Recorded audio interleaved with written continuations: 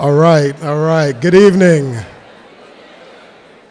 Welcome. I'm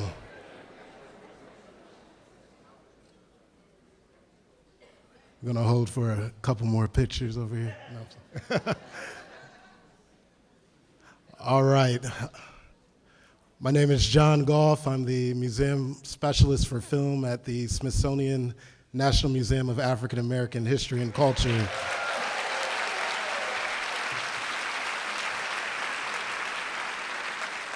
It is my pleasure to be here on this evening. I want to thank Stephanie and Floyd and the entire team for having us here, and I'm bringing you greetings on behalf of our founding director, Dr. Lonnie Bunch, our deputy director,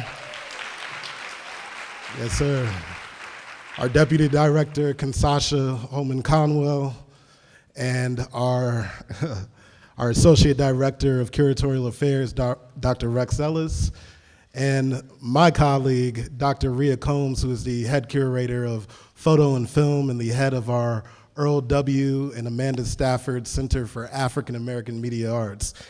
And so we're gonna share two very short clips with you, a special preview from our collection. And this is very important because our museum began with nothing but hopes and dreams. Unlike many other institutions that acquire objects, every single one of our 35,000 objects was collected over the past 12 years by our amazing staff of curators. And so it was for many people like you who searched through their attics and looked through the back of their closet and donated photographs and clothing and films that we have this amazing collection. And so I want to let you all know about a new initiative we have called the Great Migration Home Movie Digitization Project. What that means is that any member of the general public can schedule an appointment with us to have their film, video, and audio of any format other than 35 millimeter digitized for free.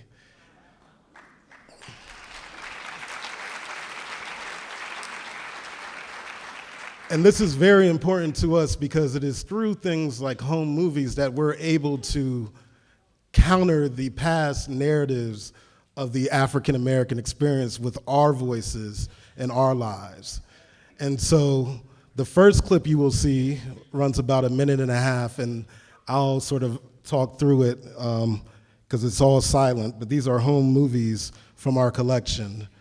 And then the second clip you will see is a short piece that we're gonna be premiering every month on our YouTube channel, so please subscribe.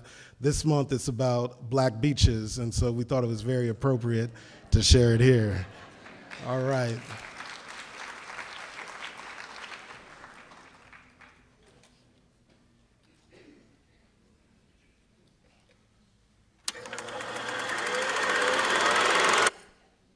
So this is from the J. Max Bond Sr. family home movies, shot in the 1940s at Tuskegee.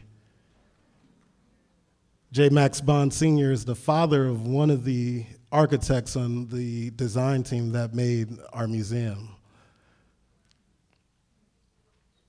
This is from the S.S. Jones home movies from the 1920s in Tulsa, Oklahoma, after the burning of Black Wall Street. This is important because it depicts how our community rebuilt itself in spite of all that tried to tear us down. These reels were recently added to the Library of Congress National Film Registry this year. This is from the movie Raising Cotton, 1940s. This is from the Maurice Sorrell home movies. Maurice Sorrell was the first black member of the White House press corps. 1950s.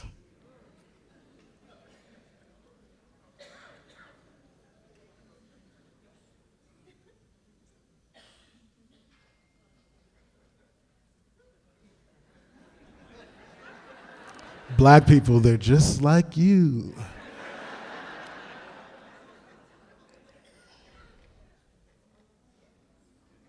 All right, the Bed-Stuy Youth in Action. home movies from 1964.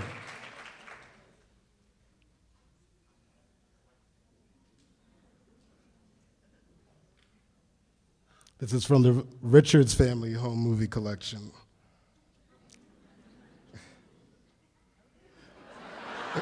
Bed-Stuy Youth in Action again. And the Dorothy Swigert home movies. And this is the Cab Calloway home movie collection. Cab Calloway in Haiti. Cab Calloway was an amazing filmmaker. And we have one more clip. Thank you. A day at the beach or public pool is one of America's great pastimes. Simple pleasures often taken for granted. But if you are one of several people in the pool at the Monson Motor Lodge in St. Augustine, Florida on June 18, 1964, you'd know something as simple as going for a swim once faced violent opposition.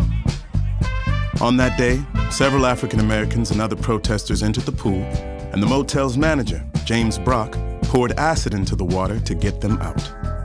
For African Americans, the pleasure of swimming in public pools and beaches was not always a right.